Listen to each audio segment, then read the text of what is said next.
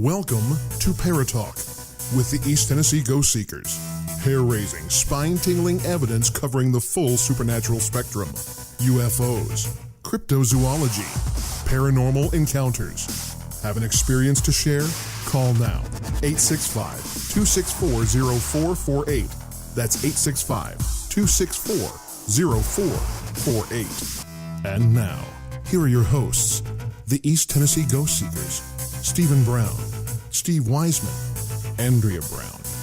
Welcome to Para-Talk.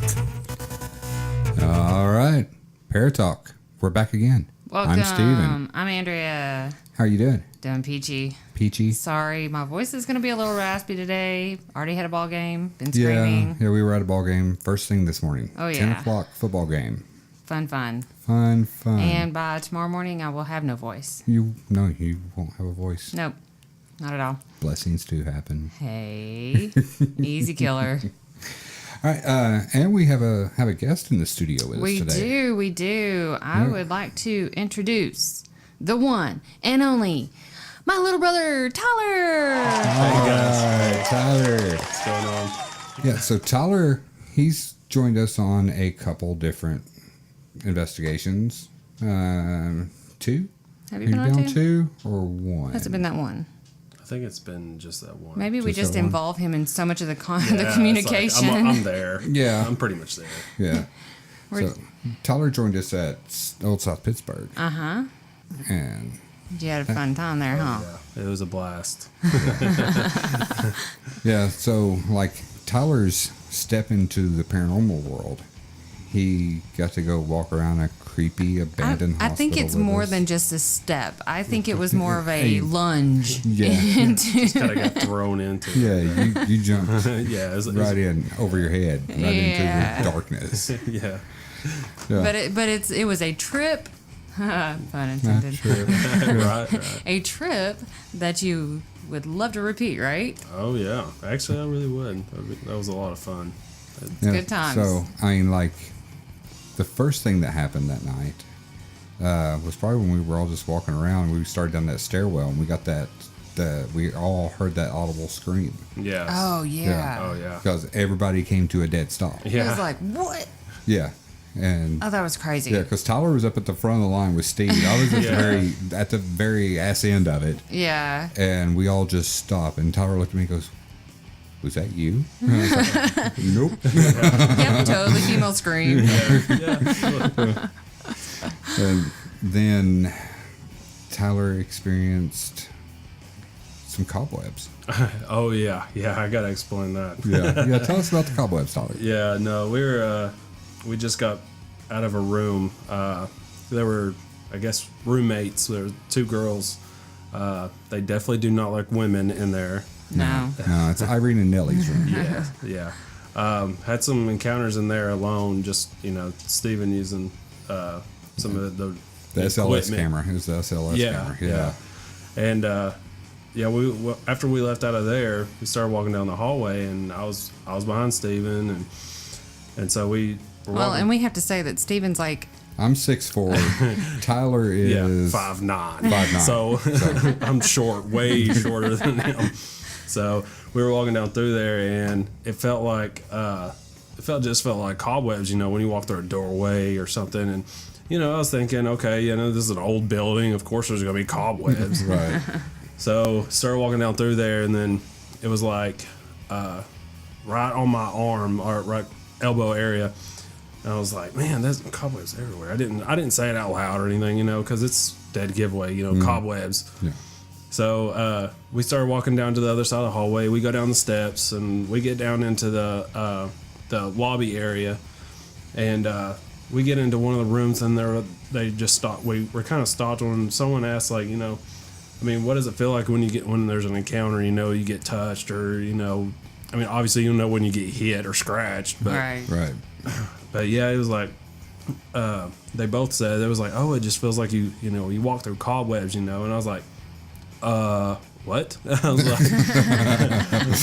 was like, okay, well, that just happened to me upstairs, and I didn't really think about it, but yeah, Steven was in front of me, and they were like, Yeah, Stephen would have walked through that before you. He wouldn't even have touched you. So Tyler's like, "Oh no!" And if it,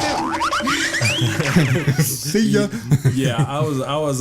Let me just say, I was right up in some other people's backs. It might have been Mox. I don't know. But it was. save me. Yeah, really. It was like carry me the rest of the way. Hold me, big strong man. Yeah. So it was. Yeah, it freaked me out after that. I mean, I didn't really think anything of it. But once they told me that, it was like, okay, Yeah, yeah. that's what it And then was. from that point on, you're like, every time you're like walking, and you're like, oh God. Yeah, I mean, well, it didn't help that, I mean, it wasn't no building, and it was like there's fleas around, yeah. so Yeah, it was so like it's you like- constantly were feeling something. I Right. mean, and yes, there was cobwebs, but I mean, it was just was At that point. But you wasn't going to feel cobwebs after I walked through there. yeah, definitely not. No, it was definitely not cobwebs, and it wasn't no fleas, so. Yeah. And if it were actual spider webs, we would have heard Steven screaming like a girl. Yeah. Yeah, you would have, no doubt. He would have been in the back. I would. then. Yeah. You That's, all get this crap. that's when you would have heard me go. See ya. Yeah. I'm out. Yeah. Oh, yeah. Crazy experience. There's another good one with Tyler. Oh, what about out in the courtyard? The courtyard. Yes. Oh, yeah. I mean, there was many things right in there. Yeah. So we took a break from inside and we went out to the courtyard, and that's Which where is surround. I mean, it's like literally Yeah. just an enclosed yard. section. Yeah, just a courtyard in the middle of the hospital. There's no way to it unless No. you go through Through the the hospital. building. Yeah. Yeah. So we're out there and just chilling, and we thought we had heard some things, whatever, and so we're actually on our way out back inside. And no, I'm wrong. That's when Steve had seen something up in the window. Yeah. And he had said, if there's something up there, throw something down here, or walk back by the window or whatever. Mm-hmm. And something gets thrown, and then. What happened, Tyler? Oh man, it was crazy. Me and Steven we're standing right there. There were steps, and obviously he's a lot taller than me, but he was far enough to where he was almost on the steps. Well, whenever went to go look, I mean, I was out of the corner of my eye, and obviously out of the corner of Steven's eye, because we both ended up just like turning really fast. But it was like we both saw somebody or something of a shadow, like. Right over our right shoulder, and we both turned really quick. It And walked right by us. Yeah, and walked up the steps. yeah, it was like, I mean, it was taking a break with us or something. It was like, oh, you guys are taking a break? I'm going to go ahead and take one too. I'll chill out here with y'all. The funny part was Steve was like, well, "Did you guys get it on camera?" And we're like, "Well, we're sure we probably did." But the thing was, we did that. The head turns one way, camera goes the other way thing. It's like, Yeah. Holy shit! Did you see that? Really, it really was. That is one reason I am not a good camera person, because my head goes one way, the camera's always going another. Yeah. Well, see, it didn't help that I didn't have a handheld, so Right. mine was on the chest. Yeah. And, yeah.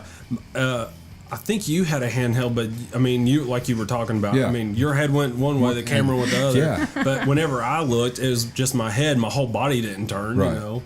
So it was It's just like, shoo. yeah. I was like, I'm just jumping around the corner, showing my chest. Take that. Yeah. So it was like, I mean, nobody really got it on camera, but it's just something that It's an experience. yeah, it's Yeah. an experience. You had to been there. Like, I mean, this is no lie, because Yeah. there's two people at the same time that Yeah. jumped around. Well, I've got a little audio clip here I can play where, after we left the courtyard, we went into. Well, we had noticed up in one of the rooms, which happened to be the ICU, we noticed that the blinds were moving. So Yeah, we when were we were like, down in the cafeteria. We were really curious as to why we could see that. So Right. So, like, we go to walk in there, and it was Steve, then Andrea. no, I was behind. No, you were in front of Tyler. Was I in front? Yeah. Okay. It was Steve, then Andrea, and Tyler. And me and Mike and Elsie Kayla. and Kayla. Kayla went in there too. Yeah. Kayla's my fiance. by Yeah, the way. Kayla's Tyler's fiance. She was in front of Tyler. Yeah. So it was Steve, Andrea, Kayla, and Tyler. Yeah. Tyler walks into the door, and this is audio pulled off of the GoPro that Tyler was wearing. We get this.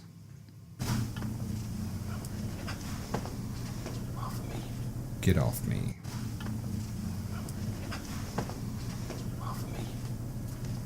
And there were some other choice words after that. Yeah, there were some other choice words after that. This is just the audio that I had from when we played this at the radio station. We couldn't play the whole thing. But other experiences we had in there. Andrea was doing her best. What's his name? ER. William Shatner. Yes, Andrea was doing her best William Shatner impersonation. And I nailed it. She nailed it. You're getting ready to hear that. But she was pretending that, because we were in like the ICU waiting room, and she was pretending that there was a patient crashing in ICU. And we got 3. Because you want to, when you go into some places, you want to try to trigger. Yeah. And so, of course, my first thought is we're in ICU, things happen, people crash. You want to make it appear like you're part of that emergency. So this is Andrea doing William Shatner, pretending that a patient's crashing, and we caught 3 EVPs during this 18-second clip. Here you go.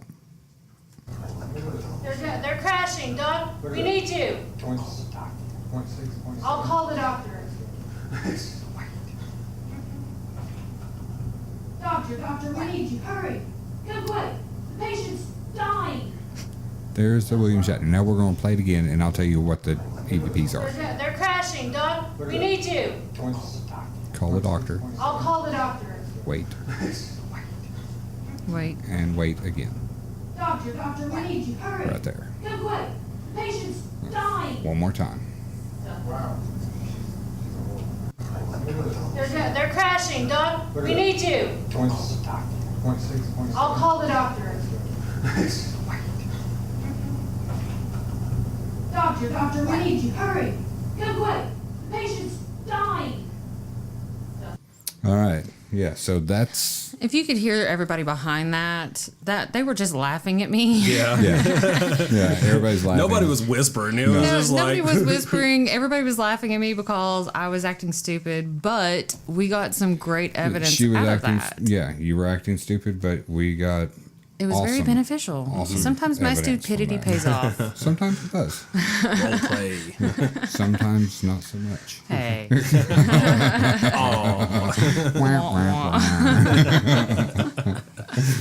But yeah, I think that investigation made you an honorary member of ETGS, just because, I mean, dude, Absolutely. He went down to the bowels of that place Oh, gosh. where The boiler room. The boiler room. Oh, man. Oh, yeah. And who was that? Elsie. Me and Elsie.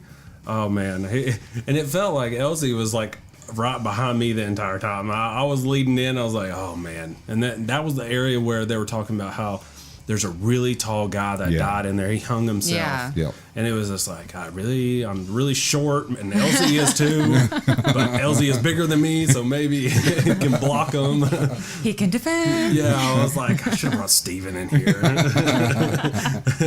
But he did it, Yes. and he didn't come running out. No. I mean, you did absolutely amazing. You took the proverbial hits like a champ. Yeah. I mean, and when we would hear something and take off running toward it, you ran Tyler with was us. right there with us.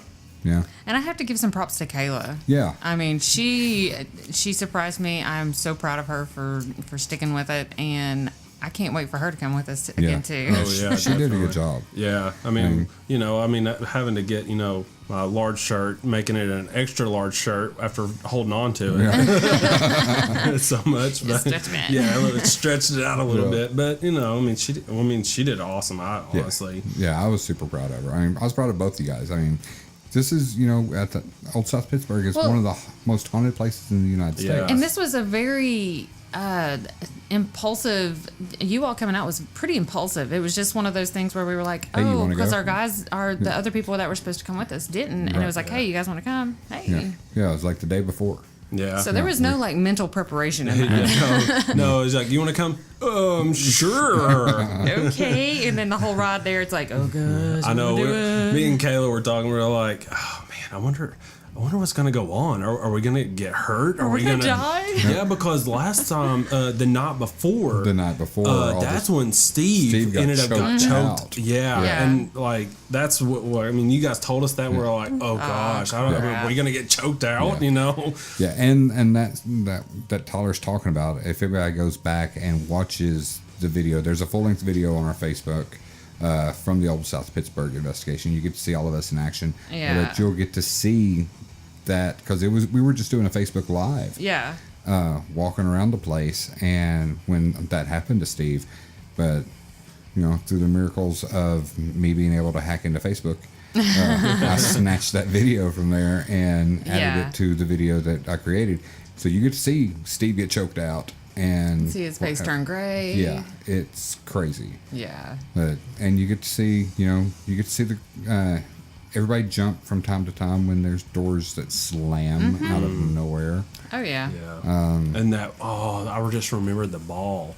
Yeah. Remember that little ball, and it ended up it was in one location. Then later on, it was down on the other side. The same exact ball. There was no two balls like there. So it was like, something. Man, it was like okay, and nobody kicked it, nobody touched it because it was up against the wall. So it was like, okay, something's playing ball. Yeah. That's insane. Yeah, I mean that was a very good investigation. That's why OSPH is one of my favorite locations. Yeah, I'd definitely go back. That's for sure. Can't wait to go back, and I can't wait to have you guys join us again. Yeah, and hopefully they'll get to join us on this new one we're working on right now. Yes, well, I want to keep that one a surprise. All right. Well, I'm just going to say that coming this week, we will be doing another podcast, and I will have an interview on there with someone concerning a new investigation. Yes. So stay tuned. Oh yeah. It's going to be a good one. It's going to be good. So. Yeah. All right. So now you guys know Tyler. You know some of the things that he's experienced with us. So today's topic, we're doing a true crime segment. And we're going deep, dirty, and nasty on true crime this time. We're going to talk about Ed Gein. Oh, yes. And for anyone who doesn't know who Ed Gein is, and okay, just off topic, real quick, I feel like I feel like Dr. Evil sitting here. He's got Nina over there petting. Our big, huge 4-pound Chihuahua is sitting up in my lap while we're recording this, and I'm just sitting here petting the Chihuahua. She don't really like me that much, so she's over on the other side, just kind of poking around the laptop, just like, what are you doing here? We will complete this podcast for $1 million. How hard is it to get a shark with a freaking laser on it? Apparently really hard. Apparently really hard. But anyway, Ed Gein. He was... You can't really consider Ed Gein a serial killer because he only... There were only two people... Two confirmed. But he was a body snatcher. Yeah, he wasn't serial killer. He was already getting people that were already dead. But Ed Gein is the guy that Leatherface is based on, that Norman Bates is based on, and Buffalo Bill or Buffalo Bob. It's Bill. Bill, okay, yeah, from Silence of the Lambs is based on. So, to give you guys a little 411 on Ed Gein, we're going to turn it over to Andrea, and she can tell you about Mr. Ed. Mr. Ed. The horse? The horse. Okay. I want to apologize in advance. Once again, my voice is a little scratchy, but I will do my best. Edward Theodore Gein was born in October 27, 1906 in La Crosse County, Wisconsin. He was the second of two boys of George Gein and Augusta Gein, and he had an older brother named Henry. His mother despised her husband, an alcoholic who was unable to keep a job. He worked at various times as a carpenter, tanner, and insurance salesman. And he owned a local grocery shop for a few years, but sold the business, and the family left the city to live in isolation on a 155-acre farm in the town of Plainfield, Wisconsin, which became the Gein family's permanent residence. Their mother, Augusta, took advantage of the farm's isolation by turning away outsiders who could have influenced her sons. Edward left the farm only to attend school, and outside of school, he spent most of his time doing chores on the farm. Augusta was a fervent Lutheran. She preached to her boys about the innate immorality of the world, the evil of drinking, and the belief that all women were naturally prostitutes and instruments of the devil.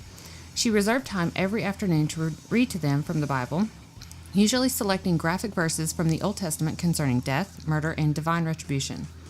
Edward was shy, and classmates and teachers remember him as having strange mannerisms, such as seemingly random laughter, as if he were laughing at his own personal jokes. And to make matters worse, his mother punished him whenever he tried to make friends. Despite his poor social development, he did fairly well in school, particularly in reading. Ed's father, George, died on April 1st, 1940, of heart failure caused by his alcoholism. And because of that, Henry and Ed began doing odd jobs around town to help cover living expenses. Excuse me. The brothers were generally considered reliable and honest by residents of the community. While both worked as handymen, Ed also frequently babysat for neighbors. He enjoyed babysitting, seeming to relate more easily to children than adults. Wait. So, this guy that is, this creepy guy in town, people are letting him babysit their kids. Oh, I guess at this point in his life, they generally considered them reliable and honest. They had no. I mean, did he not seem off? I think. Ed was a because special kind of guy. He was, and I think because of his, during school, his strange mannerisms of laughing at his own jokes or whatever. I think aside from that, he just seemed, I guess I don't know, maybe it was just the time period. Maybe they were just like, oh, he's just special. It's like, here, watch my kids. Look, Ed, we're going to have to talk with you before you babysit the kids. I'm not feeling too good about it. Can you complete a quiz for me? Something. Yeah, I don't think it was. I mean, he was good in reading. So. That's true. Okay, Ed, you're all right. You're good. You're set. So his older brother Henry began dating a divorced single mother of two and planned on moving in with her. The whore. And he worried about his brother's attachment to their mother and often spoke ill of her around Ed, who responded with shock and hurt. In May 16th of 1944, Ed and Henry were burning some vegetation on the property, and the fire got out of control. And once the firefighters came and put it out, Ed reported his brother missing. So they went in a search party to search for him, and they found his dead body lying face down. But apparently he had been dead for some time. But they called it his death was heart failure, since he had not been burned or injured otherwise. But it was later reported in Harold Schechter's biography of Gein, Deviant, which is actually found on Amazon. Awesome. That Henry had bruises on his head, and the police dismissed the possibility of foul play, and the county coroner later officially listed asphyxiation as the cause of death. The authorities accepted the accident theory, but no official investigation was conducted and an autopsy was not performed. Some suspected that Ed Gein killed his brother, and questioning Gein about the death of one of his victims, Bernice Warden, and the state investigator brought up questions about Henry's death. Dr. Arndt, who studied the case, wrote that in retrospect, it was possible and likely that Henry's death was the Cain and Abel aspect of this case. So Henry is leaving for the married life. For the married life. The He's divorcee with the couple kids. Yeah. He's down talking Mama to Ed. Mama's crazy. You need to get out while you can. Right. And Ed's like, no, Mama's good. Yeah, Mama loves me. Foosball bad. Yeah. But my mama. Yeah. My mama loved me. My mama loved me. You're wrong, Colonel Sanders. So at this point, Gein and his mother were alone. Augusta had a paralyzing stroke shortly after Henry's death, and Gein devoted himself to taking care of her. And sometime in 1945, Gein later recounted that his mother and he visited a man named Smith who lived nearby to purchase straw. And according to Gein, Augusta witnessed Smith beating a dog. A woman inside the Smith home came outside and yelled to stop, and Smith beat the dog to death. Augusta was extremely upset by this scene, but what bothered her did not appear to be the brutality towards the dog, but the presence of the woman. Augusta told Ed that the woman was not married to Smith, so she had no business being there. Smith's harlot, Augusta angrily called her. She had a second stroke soon after, and her health deteriorated rapidly, and she died on December 29th of 1945. Ed was devastated by this, and in the words of the author Harold Schechter, he had lost his one friend and one true love, and he was absolutely alone in this world. And now's where it gets freaky, creepy. Absolutely. And, yeah. It gets a lot worse. Yeah, this is where the shit hits the fan, and you find out just how off Ed was by being that close to Mama. Yes. So, on the morning of November 16th, 1957, Plainfield hardware store owner Bernice Warden disappeared. A Plainfield resident reported that the hardware store's truck had been driven out from the rear of the building around 9:30 a.m. The hardware store was closed the entire day, and some area residents believed this was because of deer hunting season. Bernice Warden's son, Deputy Sheriff Frank Warden, entered the store around 5 p.m. to find the store's cash register open and bloodstains on the floor. Frank Warden told investigators that Ed Gein had been in the store the evening before his mother's disappearance, and that he would return the next morning for a gallon of antifreeze. A sales slip for a gallon of antifreeze was the last receipt written by Warden in the morning she disappeared. On the evening of the same day, Gein was arrested at a West Plainfield grocery store, and the Waushara County Sheriff's Department searched the Gein farm. A Waushara County Sheriff's deputy discovered Warden's decapitated body in a shed on Gein's property, hung upside down by ropes at her wrist with a crossbar at her ankles. The torso was dressed out like a deer. She had been shot with a .22 caliber rifle, and the mutilations were made after her death. So, searching the house. Okay. Wait. Sorry, had my mic turned off. So, he had the lady from the hardware store Yes. hung up in his barn Yes. by her ankles. Yes. And she was split from End Happy to Town end. to where the head used to be. Yes. And everything drained out of her. Yes. She was dressed out like a deer. Dressed out like a deer. Just gutted. Yep. Maybe he just wanted to, do some exotic hunting. Maybe. Yeah. In the hardware store? well. Lord, come on. Well, Supplies and your and what you're hunting. Right there. There you Yeah. go. All in One-stop one shop. place. One-stop shopping. Okay, So so this is where it gets weird, guys. it does. And be prepared Yeah. because This is kind of graphic. I mean, and Yeah. disgusting. and disgusting, but these are actual items that were discovered when the cops came there and pretty much raided Ed Gein's home. These are what they found. Whole human bones and fragments, a waste basket made of human skin covering several chair seats, skulls on his bedpost, female skulls, some with the top sawed off, bowls made from human skulls, Like cereal balls. I guess. Hmm. Ew. adds flavor. That's flavor.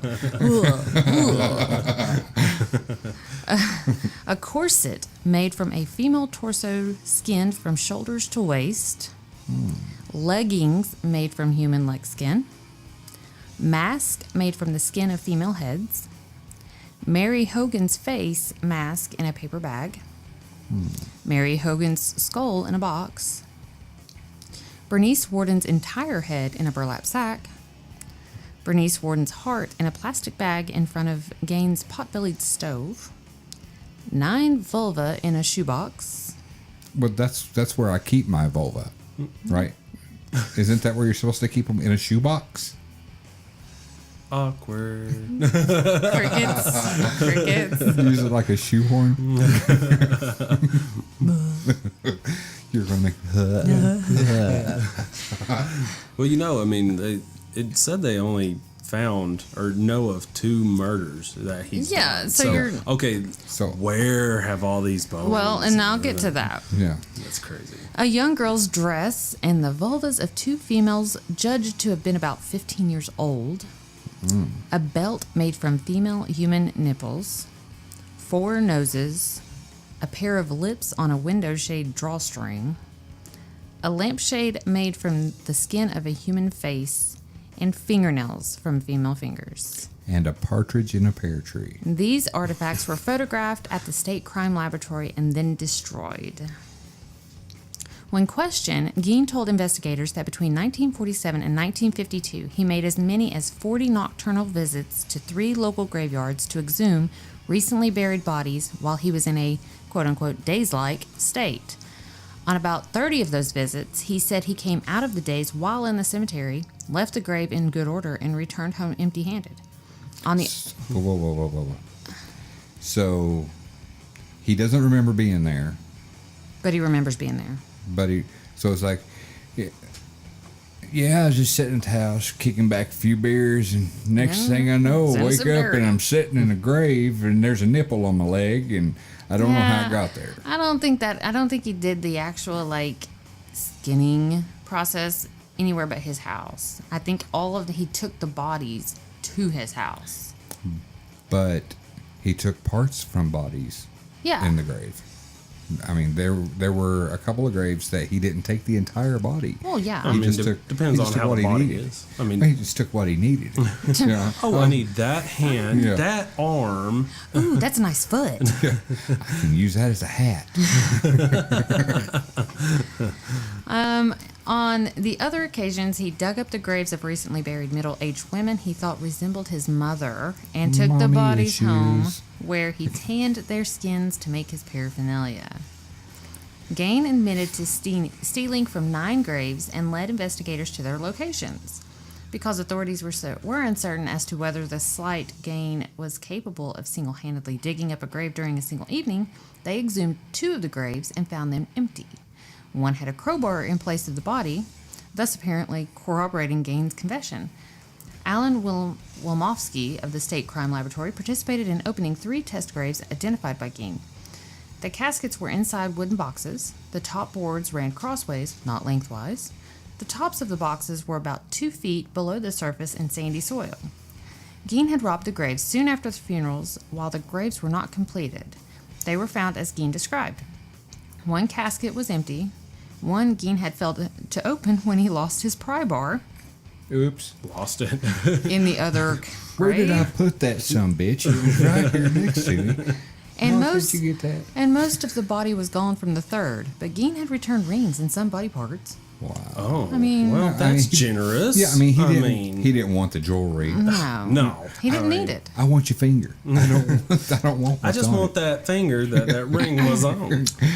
So soon after his mother's death, Gein began to create a woman suit so that he could become his mother, to literally crawl into her skin. Gein denied having sex with the bodies he exhumed, explaining they smelled too bad.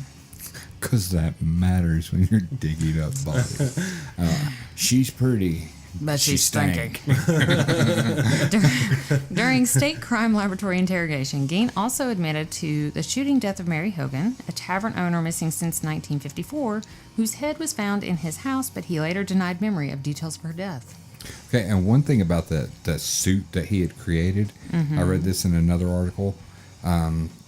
He would put that suit on, and it would, he'd be totally naked, just wearing that suit, and would get out on nights when there's a beautiful full moon and dance around in fields wearing that suit that he made out of women's skin. Kind of sounds like a ritual or something. Yeah, Yeah. it sounds like Demonic. a ritual, but I'm thinking it's just Ed was effed up in the head. I mean, obviously. Yeah, but obviously, but I mean, because I don't think, he did the whole, because he was smart in school, and he did after his mom died, he got into the whole, Nazi cultism thing and cannibalism, started reading up on that. But I'm thinking the wearing the skin and dancing around was liberating to him, because he got to be what he wanted, what he missed the most was his mom. Yeah, he was. And he would just get out and he would, even though Mama wasn't a happy-go-lucky person, and she was down on women and down on everything, she loved Ed. Well, and she protected him. So he would put that suit on. He'd go out there and he would let Mom be carefree for a little bit, Mom didn't have all the worries of the prostitutes that were going to come into the world and take her babies away, or and her all husband that. beating her. Yeah, so he could put that suit on, pretend to be Mom, and Mom could have a little bit of happiness. Right. If that's the mindset you want to think that he had, I mean, I'm thinking because he was crazy. Oh yeah, I'm he thinking, was legit crazy. That's probably because when they interviewed him, and stuff, he didn't feel that he had really done anything wrong. He didn't feel that the things he had done, because he was taking, bodies that were already dead. Mm-hmm. He didn't think he was doing anything wrong. Right. He was. I mean, it's not like, other than the two that he actually killed, he was not the cause of the death. So he's like, well, they're just laying there. maybe those two that he killed, his mom didn't appreciate of, being, maybe she knew something of them two women that he didn't know and everybody else didn't know, Right. maybe they were whores too, and he overheard his mom saying, they're whores, and and then he was like, I got to do this for Mama. Yeah, that's what I'm saying. It had to have been the two that he killed. I mean, because obviously he used, dead corpses for everything else. Right. So. Well, so on November 21st, 1957, Gein was arraigned on one count of first-degree murder in Waushara County Court, where he pled not guilty by reason of insanity. Gein was diagnosed with schizophrenia and found mentally incompetent, thus unfit for trial. He was sent to the Central State Hospital for the Criminally Insane, now the Dodge Correctional Institution, a maximum security facility in Walpin, Wisconsin, and later transferred to the Mendota State Hospital in Madison, Wisconsin. In 1968, doctors determined Gein was mentally able to confer with counsel and participate in his defense. The trial began on November 7, 1968, and lasted 1 week. A psychiatrist testified that Gein had told him that he did not know whether the killing of Bernice Worden was intentional or accidental. Gein had told him that while he examined a gun in Worden's store, the gun went off, killing Worden. Gein testified that after trying to load a bullet into the rifle, it discharged. He said he had not aimed the rifle at Worden and did not remember anything else that happened that morning. At the request of the defense, Gein's trial was held without a jury, with Judge Robert Gomer presiding. Gein was found guilty by Gomer on November 14th. A second trial dealt with Gein's sanity. After testimony by doctors for the prosecution and defense, Gomer ruled Gein not guilty by reason of insanity and ordered him committed to the Central State Hospital for the Criminally Insane. Gein spent the rest of his life in a mental hospital. Judge Gomer wrote, due to prohibitive costs, Gein was tried for only one murder, that of Mrs. Worden. He also admitted to killing Mary Hogan. So, the aftermath, Gein's house and property were scheduled to be auctioned March 30th of 1958. Amid rumors, the house was to become a tourist attraction. On March 27th, the house was destroyed by a fire. Arson was suspected, but the cause was never officially determined. When Gein learned of the incident while in detention, he shrugged and said, just as well. Gein's car, which he used to haul the bodies of his victims, was sold at public auction for $760 to Carnival sideshow operator Bunny Gibbons. Gibbons later charged carnival goers 25 cents admission to see it. Gein died at the Mendota Mental Health Institute due to respiratory failure secondary to lung cancer on July 26, 1984, at the age of 77. Over the years, souvenir seekers chipped pieces from his gravestone at the Plainfield Cemetery until the stone itself was stolen in 2000. It was recovered in June of 2001 near Seattle and was placed in storage at the Washara County Sheriff's Department. The gravesite itself is now unmarked but not unknown. Gein is interred between his parents and brother in the cemetery. Okay, the car that sold. $760. Yeah. Look that up and see who owns that car now. Because I remember seeing in one of the Zach Baggins, what is it? Not Artifacts, that's his new show. What was the one before that? Haunted Objects or something like that. But they were like going through his museum that he has, because he has this museum of haunted objects. And he has a car in one of the rooms, and I'm thinking it may be Ed Gein's car that he used. I wouldn't doubt it. Yeah, I mean that would be an object to have, you know. I mean, he carried the dead bodies in it, and Zach has the cauldron that Ed Gein would boil the hearts and livers in. Oh yeah, he has the cauldron. He just recently acquired that, but I think he has the car. I know he has a car that was used in one of these horrible incidents. Are you finding anything? I'm looking. Yeah, I mean, but yeah, he's a messed up dude.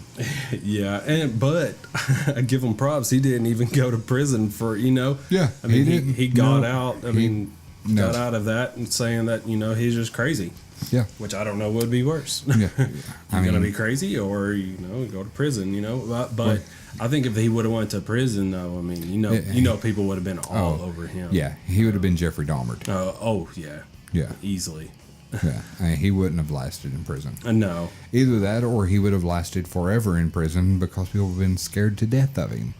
Yeah, yeah. If we try something and we don't succeed, what's this crazy asshole going to do to us? Yeah, I mean, don't turn your back on him. Yeah, don't turn your back on Ed. He'll be wearing your nipples on his ears. Right? yeah, wearing your tattoos as a blanket. I'm looking in. There's not much information on his car. Really? Probably because whoever bought it, I'd say whoever bought it just doesn't want them to know. I mean, it's very possible that. I mean, there's the cauldron. Yeah, because it would be posted up online where it's at, because everybody would want to go see that. Yeah. I mean, just to, just for, because they're still saying, I mean, everything is actually showing, like, as of, 2015, where's the car now? Yeah. Because, obviously, the Bunny Gibbons is not around. Well, Google, what car is it Zach Baggins has in his haunted museum? What kind of car Yeah. is it? I mean, what does it say what it is? Maybe we can trace it back that way. Yeah. I mean, because, I don't know. I'm just interested in where these things go. Right. I mean, yeah. I mean, just like all especially- the haunted stuff, Yeah. I mean, because all this stuff has to have negativity attached to it. And, somehow. yeah. And you don't want stuff like that to wind up in the wrong hands. Right. I mean, and something like that, that's part of history. So you would think something like that would be kind of kept safe somewhere. Yeah. I mean, not like either kept safe somewhere or totally destroyed where no one could get it. That's what I'm saying is, I mean, that would probably be my other thought, that someone just got it and destroyed it because they either took it to the crusher. And it probably was somewhat haunted. Like, I mean, you got to think, he was carrying dead bodies in that. Yeah. I mean, I would not drive a car, not even once, knowing that there's been dead bodies. I mean, a hearse is pretty cool when you deck them out, but Right. that's a different story. This is just a regular car. Yeah. So we need one of those. We need an ETGS hearse. Ooh, that would be nice. Yeah. If anybody would like to Ghostbusters. donate. Yeah. If anyone would like to donate to the ETGS hearse fund. Yeah. Go fund me. Yeah. But no, I mean, you have to think that, that one thing right there, I mean, they probably got rid of it, destroyed it, they didn't want to have anything to do with it. They've been haunted by that car, or, someone's got it kept safe. There's people that put stuff in storage units They put stuff in yeah. Hey, just to trailers. and step stuff. in for a Yeah. second, I believe that the car that Zach Baggins has is Dr. Jack Kevorkian's That's right. Deathmobile. That's it. Yeah, Kevorkian. Yeah, that's who he is. Now, I was looking, you guys asked what kind of car, and I had seen it. Keep going. Oh, we can keep going. Yeah, we can talk forever. But I mean, because you think he's digging these bodies up, he's disturbing their rest. Yeah. It's R.I.P. Rest in peace. Yeah. You That's just like when you go into a house, like a residential house, someone died in that house. They're trying to rest in peace there, but it's obviously not going to happen because people are living there, you create all kinds of ruckus, Yeah. I mean, it doesn't matter what it is. I mean, somebody could just live there and be quiet all their life, but somebody is there. So they're not going to rest in peace. Yeah. Especially if they bring in noisy ass kids like we have. Right? I know. Which, okay, I have to say, we have 3 kids in here right now. We have our 2 and we have Tyler's. Yes. And they've been really good. I've heard my son yell once. But, Once. Oh, that's but nothing. he's just probably yelling at I will his say, nephew. a lot of people are saying a maroon 1949 Ford. okay. And then this one person, this is back in 2009, said that he also had a Model T Ford, and this guy's friend purchased it and still has it. And Really? he doesn't advertise the fact that it was Ed Gein. Why though? He could charge Oh, people for that. I yeah, mean, he would. not only. I mean, even if he put it in like a fenced in or something like a box or something, Yeah. and just be like, hey, this is his car. I can show you, all the paperwork, But the thing is can he prove all that though? Right. I mean, Yeah. if he Unless can't he prove, has an original bill of sale where Yeah. it was sold to Ed Gein. I mean, who would sell that? I mean, would that be the sheriff's department that was there? That No, I was mean part like of that? when Ed bought it to begin with. If he Well, has yeah. the original bill of sale where it was sold to Ed Gein, that would be the only way he could say, yes, this was legitimately Ed Gein's car. Yeah. I mean, there would have to be a long drawn Okay. list of where it came from because I'm sure he wasn't. Unless they bought it brand new, which back then it doesn't sound like they had the money to buy brand new. So Well, I mean, This they, person says, a grandchild of Bunny Gibbons, not the actual family name, claims the car is still in existence on a family farm in eastern Wisconsin, and no further info at this point. That was in 2015. wow. So, I mean, it's probably sitting in a barn somewhere. is that guy's friend? I mean, So it's probably sitting in a barn somewhere. oh yeah. I mean, it could be one of them barn finds. Yeah. that, Yeah. American pickers might be Yeah. at it. They might have crawled around it and not even known Yeah. it. Why does this truck smell like death? Yeah, this thing's awful. Did you hear that noise? Something That'd just be touched my like, leg. could you imagine? I mean, if anything was attached to it, it'd turn into, what is it, Christine? Ooh, yeah. Christine, the Stephen King movie Yeah. and book. Yeah. Have you seen the movie, Tyler? About the haunted car. It's like a 50 something. Yes. I I've think- heard about it. I yeah. never did actually, go into detail Yeah. with it or anything, but Yeah, the car is possessed and it kills people. yeah. Well, So anyway, let me try to go back to where I was. Just another little bit of info on Ed Gein in pop culture, which is kind of disgusting if you think about it. In addition to Alfred Hitchcock's 1960 film of Bloch's novel Psycho, Gein's story was loosely adapted into a number of films, including Deranged, In the Light of Moon, Ed Gein, The Butcher of Plainfield, Hitchcock, and the Rob Zombie films House of a Thousand Corpses and its sequel, The Devil's Rejects. yeah. So we, because we already discussed, Norman Bates, Leatherface, and Buffalo Bill, but he is also the inspiration for the character of Dr. Oliver Thredson from American Horror Story Asylum. Really? Yes. Didn't know that. And, you know, there's some bands that have. Yeah, there's several bands that have made like songs based on Yeah. Ed Oh Gein. yeah, I wouldn't doubt it. Yeah, But- Slayer being number Yeah. one. And Mudvayne. Yeah, Mudvayne did. Yeah. But that is the story of Ed Gein and his incredibly twisted, sick, demented life. Yeah. So, I mean, And sad. yeah, it is sad. I mean, because, you know, if you think his parents did that to him, his mom did that to him by, you know, hovering over him, not letting those boys grow up. Brainwashing. What Brainwashing. happens when you shelter kids? Let your kids get out and play. Yes. Yeah. I mean, It's twisted in a way, but then you got to look at it different perspectives. yeah, I mean, it's a sad story. It really is. It's a sad story. I mean, And- obviously not condoning what he did, No, but not at all. Oh, But he I should mean, just be let go. You know, should have been buried. said no one ever. But you know, it's you do have to just thinking about him as a child and his childhood growing up and how his parents had treated him and all that. That's the sad part. Yeah. But you know, was that something that he could control? It doesn't seem like it was. You know, he had been brainwashed to think that his mom was the only person, the only you woman know, he should ever trust. Yes. Yeah. And so his goal was to recreate her. So, you know, sad, sick, you know. You know, I mean, and like, you know, everybody listening, you can go online on your friend Google, and you can Google Ed Gein, and you Google's can, my friend. Yeah, and you can see pictures of him. I mean, he looks like the old man that works down at the sawmill. Yeah. I mean, that's you know, he doesn't look like. Well, I mean, that's just the.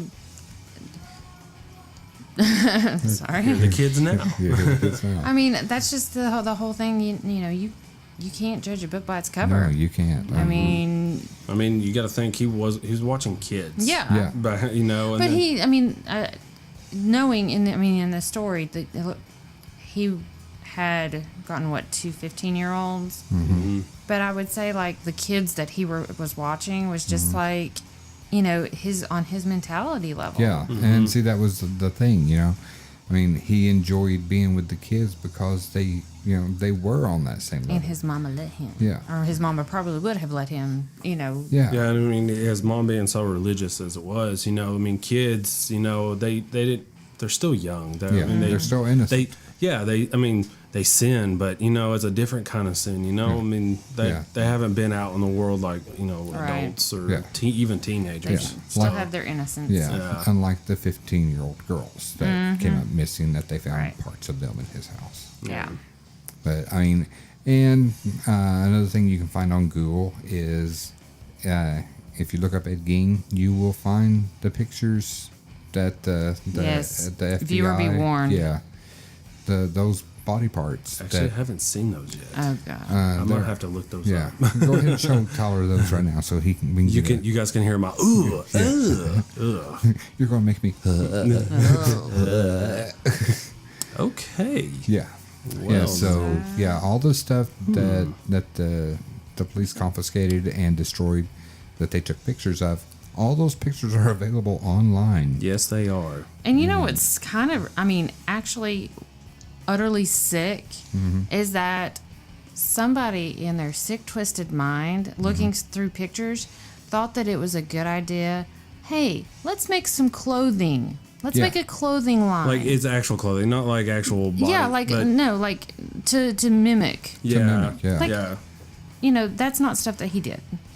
That's just stuff that people are trying to sell, and it's like, Yeah, who in their sick, can I buy that twisted mind? lampshade too? It looks Right. human like. I It's like know. who would want that? I want a lampshade that I can shave every 3 days. Right? Yeah.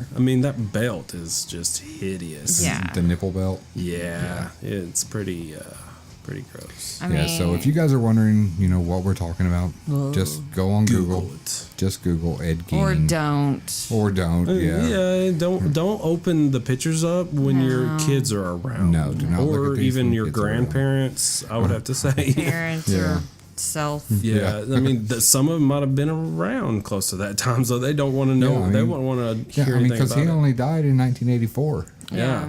So You know, I mean, this stuff happened in the 50s. yeah. So yeah, just I would not bring it up unless you know you absolutely your parents would tell you. You know, your grandparents. Yeah.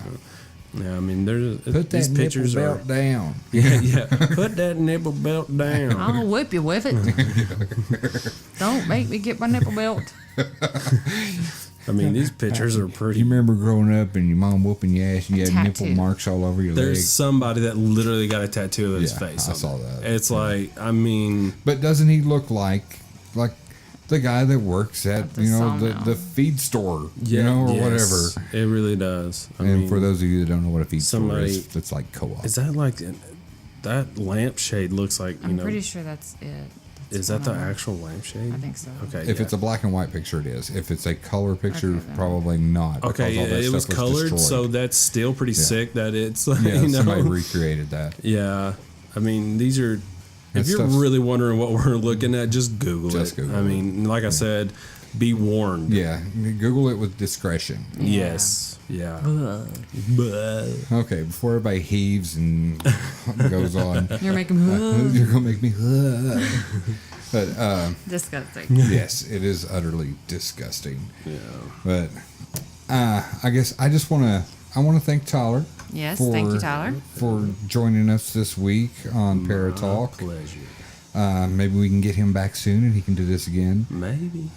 Fun It was times. fun, wasn't it? Fun. Yeah, it was. Yeah. Yeah, because he was a little nervous before we got started, and then Well, I mean, after hearing your voice for I a just minute, hate hearing my voice. yeah, after hearing your voice for a minute, you grow numb to it and you Yeah. just talk.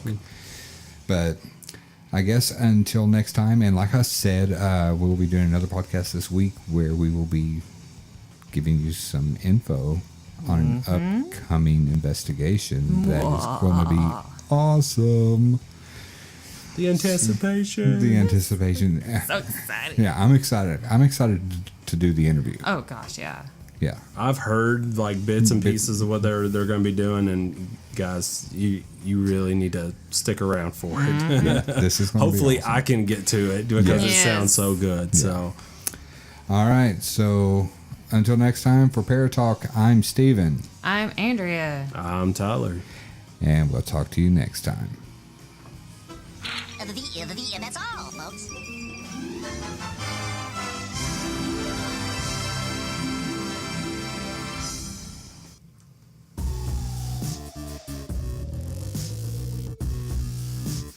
You're listening to Para-Talk with East Tennessee Ghost Seekers, a new perspective in paranormal talk radio.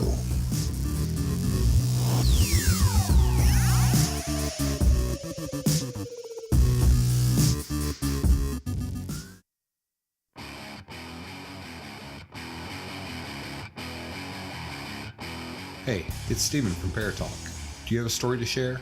Call us at 865-264-0448 to explain your paranormal experience, or to share your favorite ghost story, or to even give us a topic you'd like us to discuss. We understand if you want to keep anonymous, so the choice is yours to share your name with your story.